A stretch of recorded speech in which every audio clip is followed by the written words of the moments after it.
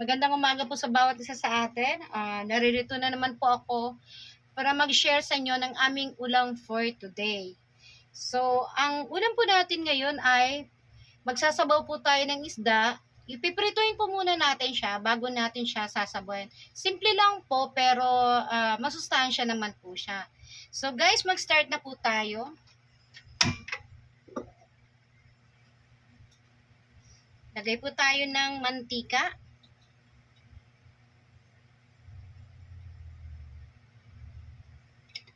At atin siyang painitin muna. Mas maganda po kasi kapag yung isda tapos gulay, compare mo sa karne. Karne po pwede naman, kaya lang mas maganda po pa rin yung isda kasi mas nakakatulong po ito sa ating katawan. At medyo nababawasan din po yung ating cholesterol. So dahil tayo, lalo tigit sa lahat kung tayo po yung nagkakaedad na, kailangan din po natin na maging aware sa ating mga kinakain or niluluto. Good morning nga po pala sa lahat. So mag-start na po tayong magprito. Bali isang buong isda lang to na pinahati ko po sa tatlo.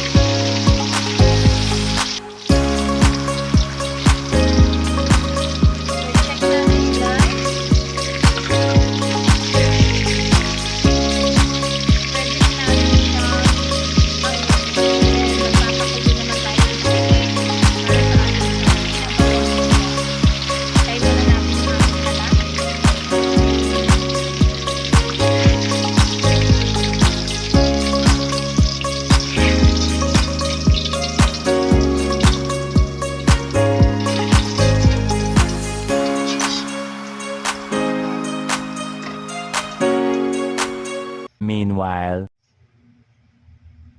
hello guys, ayan na po, magpapakulo na po tayo ng tubig. Bali nilagay ko na po yung kamatis at sibuyas.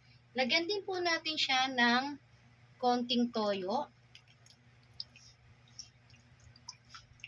Siyang magpapakulay. And then lagyan din po natin ng seasoning. Tapos pakuluan po muna natin siya.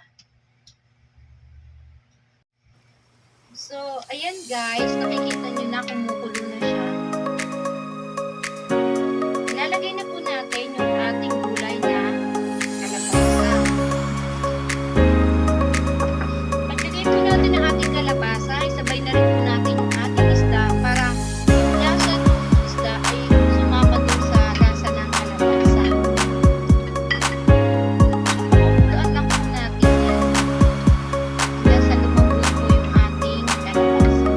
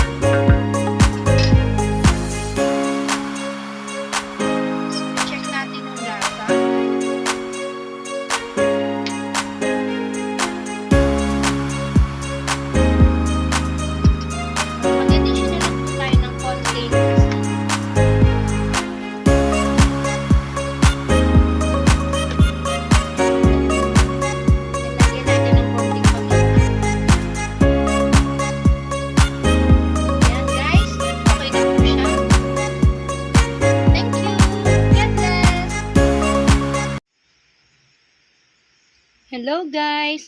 Ito na po pala yung aming ulam for today. Itong sinabawang isda with kalabasa and malunggay. So guys, kung nagustuhan ninyo ang channel kong ito, please like, share, and subscribe. And don't forget to click the notification bell button for your updates. So guys, tignan nyo naman, mainit-init at masustansya po ang ating ulam for today. So guys, kain na po tayo. God bless!